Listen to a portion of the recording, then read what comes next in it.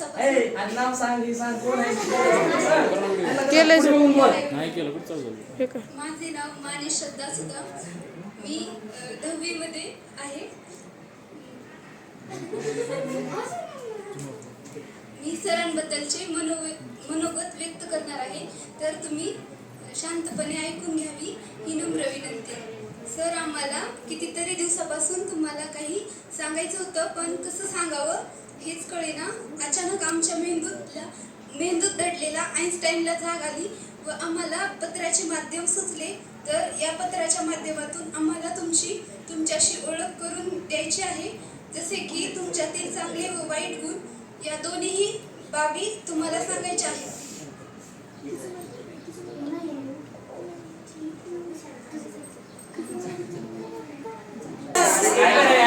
लिहिलंय काय तर लिहिलंय आपल्यासाठी. ऐका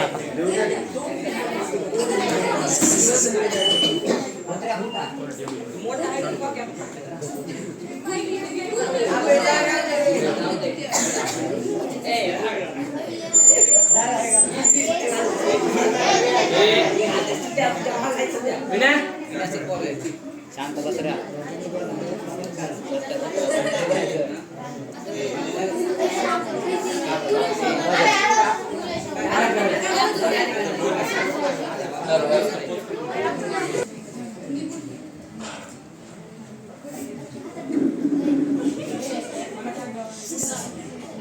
आम्ही जेव्हा पहिल्यांदा या क्लासमध्ये आलो होतो तेव्हा आमच्या मनात नवनवीन प्रश्न निर्माण झाले होते.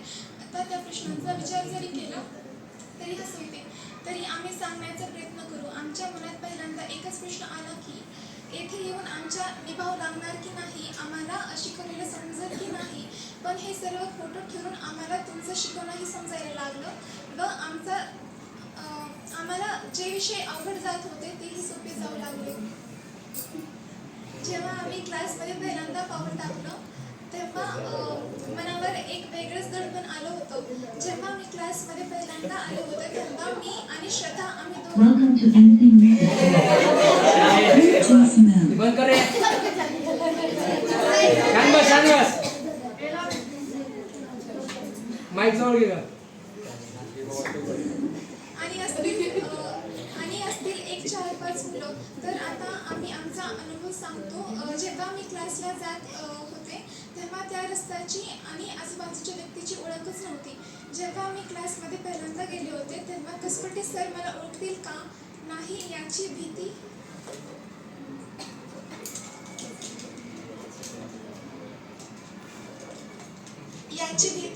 होती. तेव्हा मला क्लासमध्ये एक मुलगी दिसली व तिला पाहून मला वाटलं की मी या क्लासमध्ये टिकत का नाही. माझ्या क्लासच्या पहिल्याच दिवशी सरांनी डेफिनेशन शिकवलं. तसं तर मी या सरांकडे आधीपासूनच होते, म्हणून मला सरांचं शिकवणं आवडत होतं व माहीत होतं. पण आज काय शिकवणार यावर माझं या क्लासमध्ये राहणं डिपेंड होतं.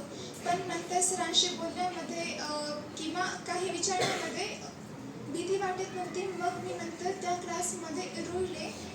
सर कालही छान शिकवत होते व आजही छान शिकवतात व ते पुढील विद्यार्थ्यांनाही छान शिकवतील असे मला माहीत आहे.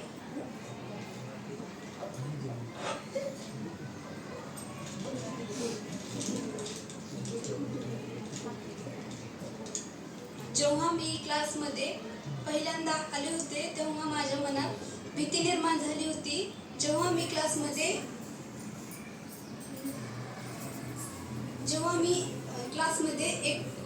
एकटीच मुलगी होते. त्यानंतर क्लासमध्ये एक मुलगी आली होती. तिच्याशी नकळत कधी मैत्री झाली हे कळलेच नाही. ती मुलगी म्हणजे अर्पिता. जेव्हा मी कसपटे सरांना भेटले होते तेव्हा त्यांच्याकडे बघितल्यावर असे वाटले की सर किती स्ट्रिक्ट असतील, पण कसपटे सर असे नसून ते खूप फ्रेंडली आहेत. पण तेवढेच ते अभ्यासाच्या बाबतीत स्ट्रिक्ट आहेत. पहिल्यांदा मला मॅथ हा सब्जेक्ट सोपा जात नव्हता, पण नंतर कसपटे सरांमुळे हा सब्जेक्ट खूप सोपा जाऊ लागला.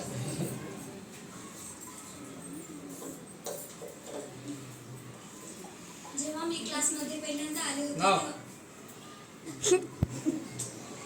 तेव्हा मला असे वाटले की मी अभ्यासाच्या बाबतीत मागे तरी पडणार नाही ना, जरी पडले तरी मला कोणी मदत करेल का. पण दुसरा प्रश्न असा आला होता की माझ्या मैत्रिणी तरी होतील का. मी जेव्हा क्लासमध्ये पहिल्यांदा गेले होते तेव्हा मी काहीच बोलत नव्हते. सरांना असे वाटायचे की मला काही समजते का नाही. पण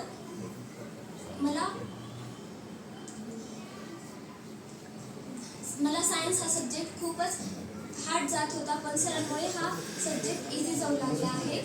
पहिल्यांदा जर सायन्स म्हटलं की भीती वाटायची, पण आता माझं सायन्स सरांमुळे एकदम परफेक्ट झालं आहे. सर आजही तो दिवस आठवतो ज्या दिवशी आम्ही क्लासमध्ये पहिल्यांदा आलो होतो. त्या दिवसापासून आतापर्यंत आम्ही खूप काही गोष्टी अनुभवल्या आहेत. जाता जाता त्या गोष्टी तुम्हाला सांगाव्याशा वाटल्या. जेव्हा आम्ही तुम्हाला बघितलं होतं तेव्हा असं वाटलं होतं की हे सर शिकवतात. दुसऱ्या क्लासमध्ये तर वयस्कर शिक्षक शिकवत होते, पण ह्या क्लासमध्ये तर कमी वयाचे शिक्षक शिकवतात आणि ते खूपच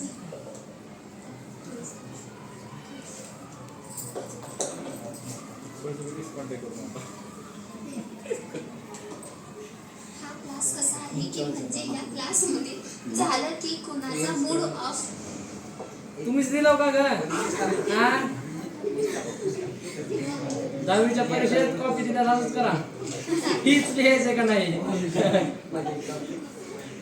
हा क्लास कसा आहे की म्हणजे या क्लासमध्ये आलं की कोणाचा मूड ऑफ असो, कोणी नाराज असो, त्याचा मूड फ्रेश होतो म्हणजेच होतो. आपले आई वडील हे मातीचा गोळा शिक्षकांच्या हातात देतात, पण त्या मातीच्या गोळ्याला कसा आकार द्यायचा हे शिक्षकांचे कार्य असते. मडकी बनवणे हे काही सोपे काम नाही.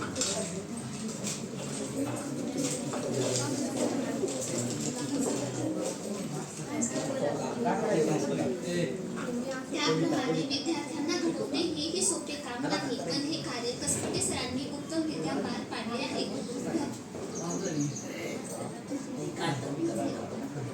भगवान को भी भगवान बनाने के लिए गुरु का ही ज्ञान काम आया था. भगवान को भी भगवान बनाने के लिए गुरु का ही ज्ञान काम आया था. माँ ने तो उंगली थाम कर कहा था चलो, माँ ने तो उंगली थाम कर कहा था चलो, पर चलना कहा है ये गुरु ने ही सिखाया था. सर, तुम्ही फक्त पुस्तकातले गणितच नाही तर आयुष्याचे गणित कसे सोडवायचे हेही शिकवले. मी जेव्हा क्लासमध्ये पहिल्यांदा आले होते तेव्हा माझ्या मनावर दडपण आले होते. मी जेव्हा क्लासमध्ये आले होते तेव्हा असे वाटले की क्लासमध्ये त्या मुलींचा ग्रुप असेल, मला त्या बोलतील का, सर अभ्यासात माझ्याकडे लक्ष देतील का, सरांचं शिकवणं कसं असेल, मला सरांनी शिकवलेलं समजेल का. पण हळूहळू माझ्या मैत्रिणीही झाल्या व सरांचे शिकवणे मला समजायलाही लागले.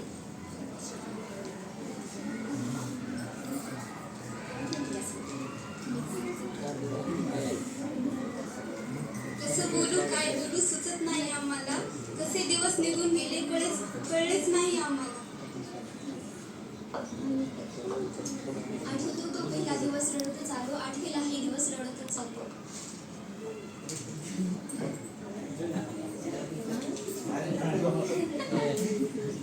क्लास म्हणजे काय असतं आज कळते आम्हाला. इथून दूर जाताना उदास वाटते. पुढील जीवन कसं असेल काहून मनात काढते.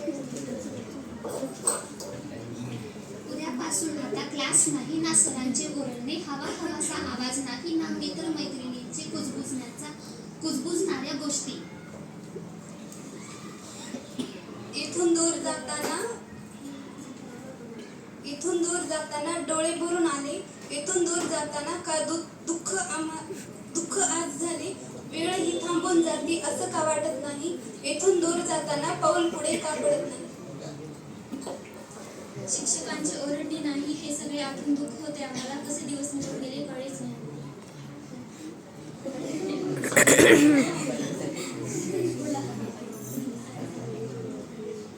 आयुष्य फक्त घालवायला नाही ते सगळ्याला शिकवतो म्हणजे शिक्षक.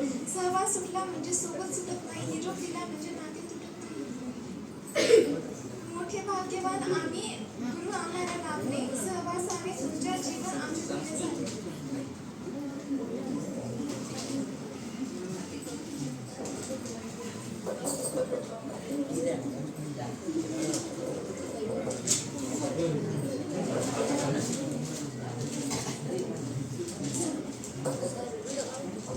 निरोपाच्या वेळी जराही व्हायचं नसतं निराश.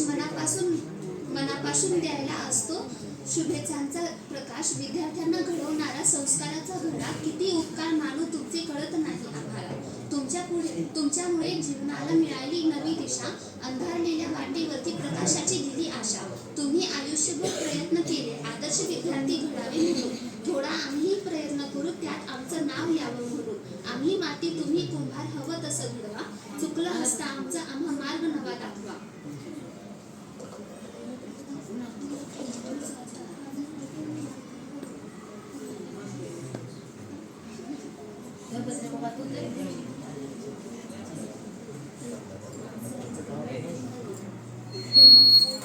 हे लवकर बोला, ते आरडते बघा नाही.